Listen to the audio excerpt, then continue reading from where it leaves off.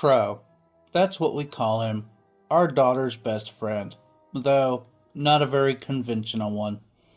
But in order to understand what's going on now, we will have to go back to the beginning when we were first introduced to the albatross that hangs around our family's neck, the half-pound of cloth and plastic that has made me see things and know things that I'd give anything to forget. 2 grilled cheese and 1 fried jam sandwich because my partner is a 5-year-old, Curtis says. I'd say he's military look about him, but it'd be redundant. He's been in the service for about 10 years now, currently on extended leave after taking a bit of shrapnel in the eye. While I hate to see him in pain, it's nice having him around. We met at a boxing gym, and as try as I might, I never did manage to improve his ring skills. Kurt doesn't have the knack for making combat a game, probably a good thing considering his career. You can call me Dan, a very part-time MMA coach, nearly full-time bouncer. Don't think Roadhouse. I'm good at both of my gigs, but you wouldn't guess by looking at me. And between the love of my life and myself, sitting on our couch eating her grilled cheese, is our daughter, Nada. She's 11 and is already on track to a more rewarding career than yours truly. Generic thing for a parent to say, but the kid is smart as hell. What would that make you? I say with a smirk. A nonce, Nada says in a matter-of-fact tone. I almost choked on my food. And where did you learn that word? I asked. Rick Mayall shows, she says proudly. I subtly glare at Kurt. And who has been letting you watch these shows? I prod. It was just the young ones. It wasn't Game of Thrones, Dan. Kurt says, embarrassed. I know, and Nada knows not to use Rick Mayall words in public, right? I reply. Nada, being 11 going on 40, rolls her eyes. Yes, Dad. Kurt rolls pleadingly at me. Yes, you can watch while we eat, I said. But before Kurt can put on another one of seemingly infinite number of Rick Mayall shows, there is another knock at the door. I get up because I eat a lot quicker than either Nada or Kurt, and I am curious as of who is coming by at 2 in the afternoon on a Saturday. As you can guess, my line of work requires me to be able to get a good read on someone quickly. The man on my doorstep, not sweating a drop in the stifling Texas heat, instantly sets me on edge. His suit is expensive. His shoes are even more so. The guy is in his 50s and his skin has the color of watered-down milk. His eyes are deeply pitted, but he wears a salesman grin. I see a car outside. No, not a car either. A large sedan or a small limo. Hello, Danforth Lightheart. Father of Nada Lightheart. The man's tone is halfway between huckster and CEO. One of, and who are you? My voice is level as I block the doorway. Stuart Goodall, founder of Goodall Toys. The man reaches into his coat as he talks. I tense before I see a roll of cash he produces. He peels off 3 $100 bills. And these are for your time so far. If you will give me a few more minutes, I can promise you much more. I'm honestly speechless. The money is real, another job-specific skill, but damn, what is this situation? Dan, everything okay out there? Kurt says from the living room. Probably, I yell back. So, Stuart, just so we're clear, things get much weirder and I'm launching you out of my door, face first. Well, within your rights, young man, Stuart says, walking inside. I notice a small black box in his hand. Kurt raises an eyebrow towards me as I wave the cash and shrug. Stuart sits down in the armchair near the television, and as he puts the small box in his lap, I have a very special offer for you all. At Goodall Toys, we have a unique quality control process, one that can only be done by very special boys and girls, and your lovely daughter just so happens to be one of these lovely children, Stuart says.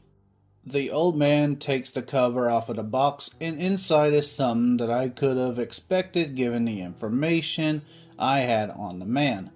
It's a little larger than a softball, a well-made stylized plush doll.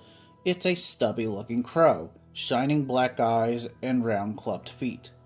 Instantly, I see Nada's eyes light up. "I love him," she says, little surprising. Nada's never been too fond of stuffed animals. "I had no doubt you would, young lady. We want you to take care of Mr. Croston. Can you do that? You can do that, can't you, Nada?" I don't like the way Stuart directs his offer towards my child.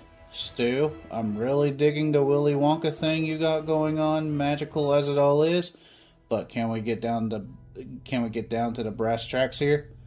Sounds like we're doing product testing for this thing. What is the compensation?" I try to keep things friendly and fail.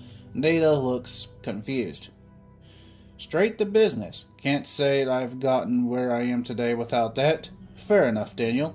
In exchange for your family following certain minor stipulations in regard to Mr. Croston, we will provide you with compensation in the tune of $10,000 per month. Once yearly, we will conduct an interview in regard to how you and your family have adjusted to this new product. It's easy money, Daniel. Stuart expects a yes, I can tell. I can't say that I saw what was coming, but in that moment I knew something was off, and I wasn't about to let $300 let me take the chance with my family. "Nope, something is wrong here. Sorry, Stu. You can keep the $300 and take that limo on down the road." I stand up, offering him the money and gently motioning to the door. A cloud passes over the old man's face. "Nana, go upstairs, please," Kurt says gently. She listens. The three of us stand there awkwardly for a moment. "Daniel, Curtis, you need to understand your daughter possesses traits that we require. If you refuse, the consequences will be dire. And, one adult to another, you will agree to my offer, eventually." Stuart doesn't move, but I do. Curtis tries to stop me, the seasonal thing to do, but veiled or not, this thin old prick isn't going to threaten me or in my own home. I make good on my threat, though. Not wanting to catch a manslaughter charge, I throw the old man out on his ass as opposed to his face. It's 8 p.m., and Nana has been confused as hell, and my dinner is sitting like a hot rock. I keep peering out the window, and I don't know what I'm expecting, but the entire strange encounter has put me on edge. "Sit down, Dan," Kurt pleads. "It's stupid, I know, but you can't tell me that guy wasn't creepy." I sit down in an old folding chair as I apologize. "Do your thing then," Kurt says. Nada goes to bed, then Kurt gently prodding me to join him. But I'm weird as I spend the hour till 2 trying and failing to avoid looking out my window. Either 2:45, I'm shaking Kurt and dragging him out of our bedroom window. The poor man is still asleep. "See," I said, heart racing, cold sweat staining my shirt. Across the street, shadows move on the window. From this distance, we can't be sure as of much, but I can't shake the uneasy feeling. Kurt chuckles, then starts to giggle, and within a minute or two is laughing hard, tears streaming down his face. "Dan, I love you, but the Steffersons deciding to have a little Rezik fun in their living room is all that is. Babe, hear me out. You take mistakes hard. All it was a creepy old man. He didn't hurt anyone, and I'm sure he's going to be feeling that trip to the pavement for a month. Guy was flinging around hundreds, no harm, no foul. Stop obsessing." Kurt's smile tells me two things. The first is how much he loves me, and the second is that I need to get to bed. Officially, there is no statement on what happened to the Steffersons, but small towns let information travel faster than fiber optic cable. A half-dozen police cars were still there at midnight the next day. Kurt and myself sit at our kitchen table, having spent most of the afternoon talking to our friends and neighbors about the grim possibilities. "It's a coincidence," Kurt says, lacking conviction. Maybe this old bastard's had some The most dangerous games kinds of plans. The guy was rich enough, I spit. I have anger, but no target. That's a little far-fetched. For all we know, it could have been a gas leak. Kurtz absent-mindedly stirs a cup of coffee. We both jump as our phones ring in unison. The number blocked. Hello, I say for once in my life, hoping it to be a scam call for halfway around the world. I expected it would be you. I expect it to be you who picked up. How goes the day, Danforth? The old man says, a smug threat in his tone steals the color from my face. Great, Mr. Goodall, I say, trying to let Curtis know, who is calling. What can I do for you? Oh, I'm sure you know the answer to that. In the coming weeks, you will hear all kinds of theories about what happened to those friends of yours. Trust me, when I say none of them come even close to reality. This is what happens when one of our prototypes is possessed by a child that isn't special. Another way of looking at it is simply, this is the consequence of your actions. Stuart gloats fear and impotent rage built inside me. This is 2023, asshole. You aren't getting away with something like this, I spit. Kurt motions for me to calm down. Oh, the case will remain unsolved for as long as I choose it to remain so. And when it is, well, Danforth, as the old man talks, I receive a short video. I show it to Kurt and we both simply stare in shock. We both know where I was when the killings happened. But in stunning high definition, someone that looks exactly like me picks the lock to the back door and enters. The how isn't important, but the fact is the video exists. You and your husband are not required. Further refusal of our offer will result in us ensuring that you are no longer her caregivers. My offer stands. Can I count on your cooperation? The old man has steel and power in his voice. He knows this isn't a negotiation. He could be bluffing. But when there is a house full of dead folks across the street, it seems like a bad bet. We sit in silence. Neither Kurt or I can think of anything to say or do. I'll take that as a yes. I'll be by tomorrow at 10 a.m. sharp. Things will go best if Nada is in a agreeable mood. Either of you choose to get physical again, and my subordinates will put enough rounds in your house that the foundation will crack and we can find another child, painstaking as the task may be. Then the line goes dead. Kurt and myself do a good job at pretending we didn't stay up all night. We explain to a confused daughter that is smart enough to smell bullshit that Mr. Goodall is our friend, and we just had a little argument. She knows that we are dancing around the truth, but again seems extremely excited about the prospect of getting that doll. We greet the ancient pale man as if he is a longtime friend, sitting him down at our kitchen with Nada. He grins like a cat and opens the box, sliding the innocuous-looking object to Nada. She gently takes it out of the box, looking enthralled. Can I call him Crow? She asks Stuart. His eyes light up. You most certainly can, young miss. Mr. Crow, is going to be your friend for a very long time. What does he do? Nada asks, flipping the doll around. Given enough time, anything. But a special toy comes with special responsibilities. We are going to go over all the most important ones today. Is that all right, Nada? The old man is sickly sweet, and I have to put effort into unclenching my fists. Yes, sir, Nada says, doing her best to show how serious she is to the strange old man. The first and most important thing is, you need to keep him with you at all times. He doesn't have to be in your hand, but he needs to be near you, in a backpack, for example, or sitting on a shelf in the same room. Nada nods as the man speaks. The second is to be truthful. When we ask you about how is he doing, we need to know how well he is adjusting. Third is to truly understand the crow is your friend, and he will never hurt you as long as he is with you. Nada's brow furrows as she agrees. All of this seems so strange, so Signorino. I can think this isn't gross or dangerous, but what can I do? There are a few other little rules, but those are just boring things the adults will talk about.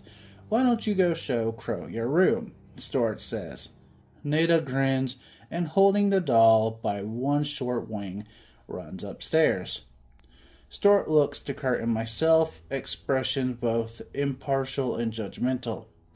You boys understand the stakes of this endeavor, I trust. Your lives are going to change, and it is your job to adapt to this. I do not lie when I say Nada is safe, but there are many ways your time with the dog can go, and it is your responsibility to ensure the best outcome. Stuart is as cryptic as he is demanding. What is all this? Kurt says. His powerless tone hurts me. I'll tell you, either of you won't understand or deny it until it becomes a problem. There are many ways to attain success. Goodall Toys has chosen one that is esoteric to keep things simple. In exchange for bits of help like this, we are guaranteed profit, expansion, and the power that comes with those things. Stuart dares us to challenge him. Personally, I think it's a nanny cam or some other equally slimy thing, and I'm already running through how quickly I could find someone in a position to put this guy behind bars. I haven't even the foggiest as of who this would be, but I intend to find out. The rest of the meeting is actually tense in how dull it is. Direct deposit information, piles of contracts, no blood signatures required, or pins appearing in a puff of smoke. Kurt and I are left confused, worried, and with a child in the exact opposite state. It started small at first, small noises that could be explained. The doll sitting at angles, I swear it wasn't minutes before. But I chalked it up to being the underlying sense of fear and anxiety that my new constant companion. Nada took to her new friend immediately. It worried us how she would spend hours talking to the thing, something she hadn't done with a toy in years. But the threat of that old man worried us more. The first night, it moved all illusions of this being some kind of mundane pervert with money and power were destroyed. Nada was telling me about her day off with Crow, and how she showed him how to make YouTube videos, I said, and how did he like that? And before she could reply, the thing turned to me, giving a very subtle thumbs up. I could feel the color drain from my face. Every instinct in me told me to grab my daughter, call my husband, and run. But then I think of the Steffersons. As the day goes on, things like this become more and more common. Slight nods or winks from those plastic eyes, looking over to see the thing sitting in the arm of the couch. Nada is more and more enamored with the toy. Kurt and myself are losing weight and sleep, trying to keep up the facade of this being a Disney movie instead of a Lovecraftian novel. Then came the night I saw Crow. Truly saw him. It was late, and I was walking to the bathroom for obvious reasons. Before I could get to the door, I feel someone behind me. I'm going to be 2 seconds, Kurt, I mumble, half asleep. I feel a hand on my shoulder, and the first thing I notice is the furnace-like heat, nearly painful. I look over and see molted black feathers, yellow clawed nails, and thick, multi-jointed fingers. I turn, and I'm face to face with him, with Crow. It's 7 feet tall. At first it gives the impression of a person in a mascot costume, Or maybe fursuit if you're weird. But as my eyes adjust to the gloom, the fabric, the plastic are filled with the best way I could put it. It feels like a garment, more like skin. Its proportions are similar to the doll, but it radiates a sense of wrong, a sense of something that shouldn't be in this world. A second later, it was gone, along with my ability to sleep that night. Nada was not surprised at all when I mentioned it to her. She reacted like I'd just mentioned the sky was blue. So, but through it all, we adapted, and after a year, things became more mundane. Nada, if anything, seems to be thriving. The kid is devouring books and documents well above her grade level. I begin to think maybe as disturbing as it all is, it has one hell of a silver lining. But then we made our first mistake. What do you mean he took it? I wince as my tone is harsher than I intended.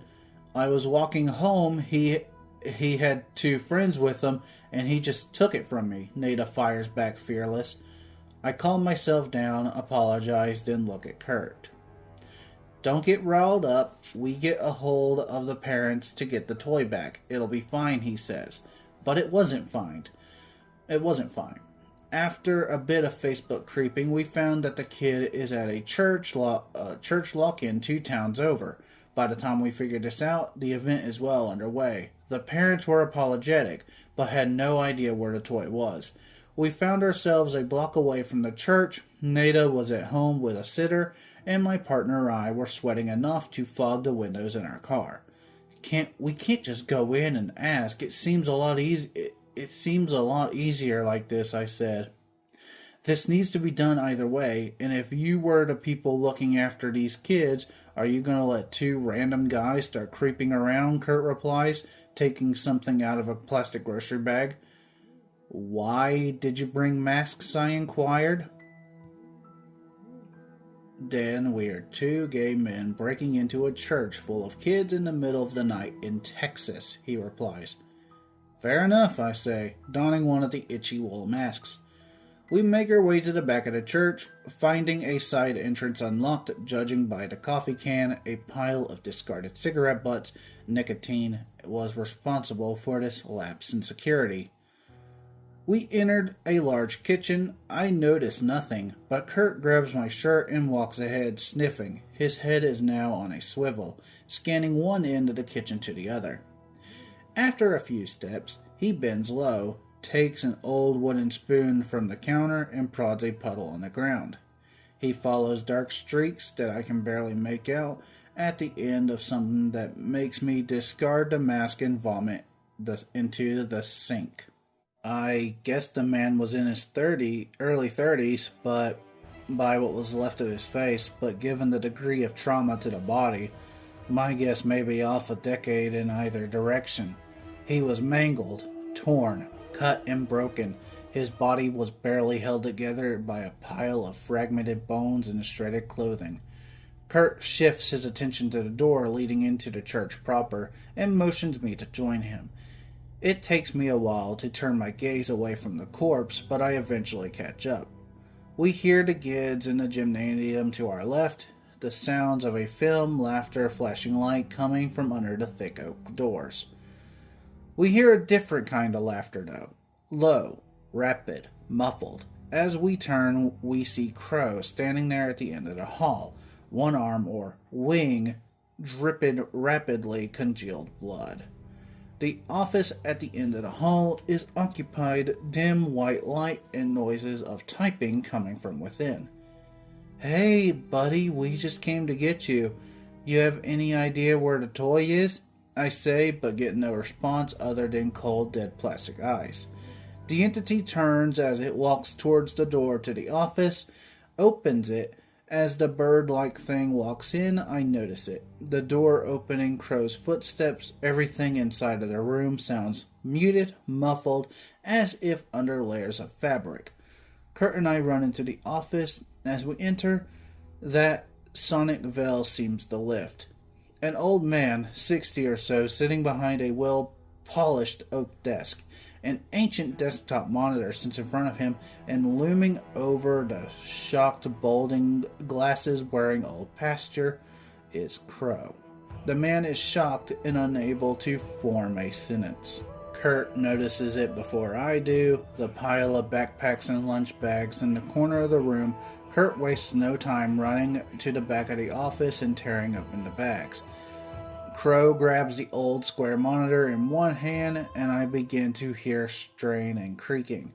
The old pastor begins to ask who we are, what are we doing here, starts to scream for help, but as much as the old timber blows out my eardrums, no one beyond the doorway hears a thing.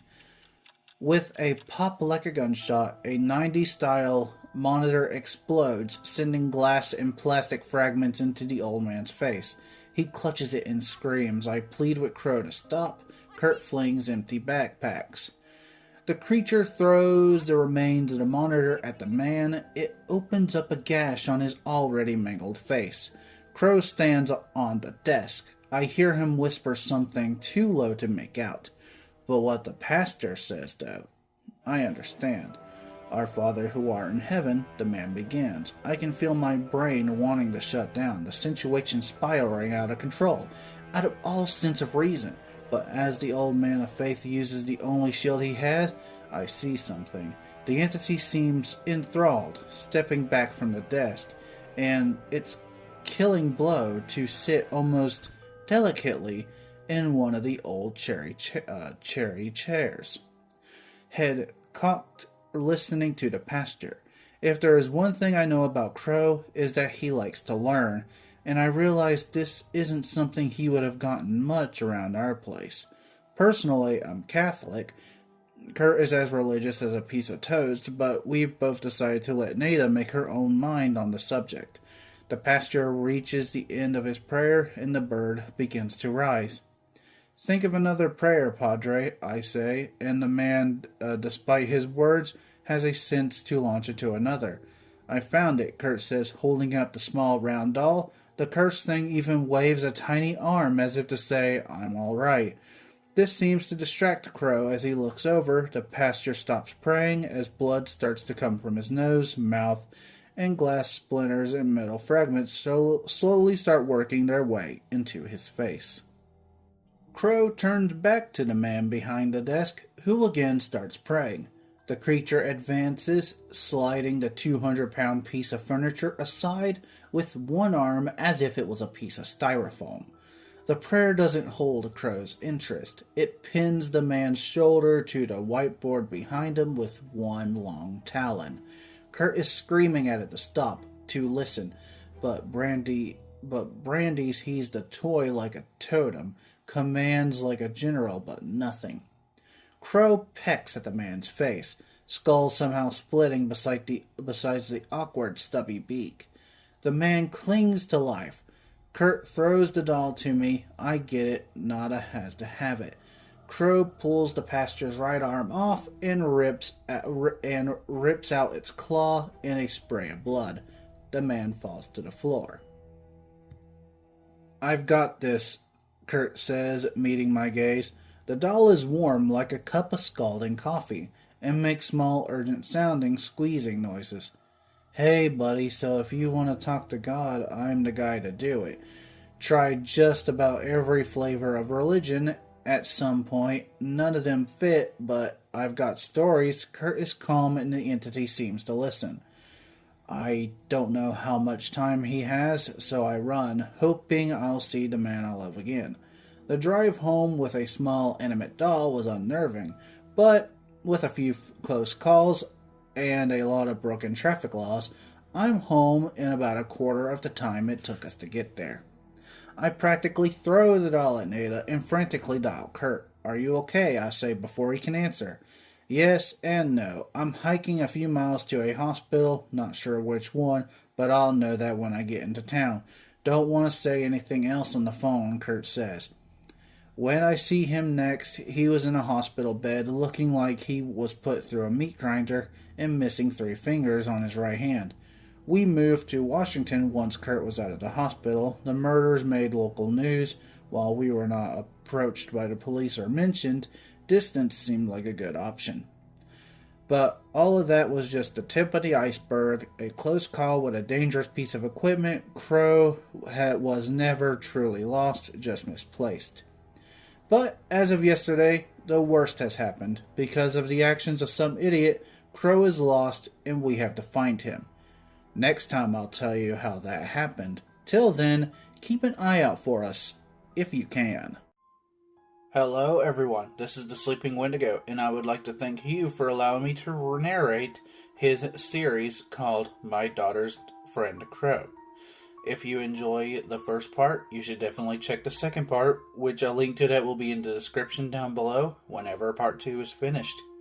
If you enjoy Hugh's writings, I will put a link to Hugh's Twitter in the link down below, so you can go and check him out. And don't forget to like, share, and subscribe so you don't miss any more videos from me. And don't forget to check out my Rumble, my Twitch, my second YouTube channel, and a few others, which will all be linked in the description down below.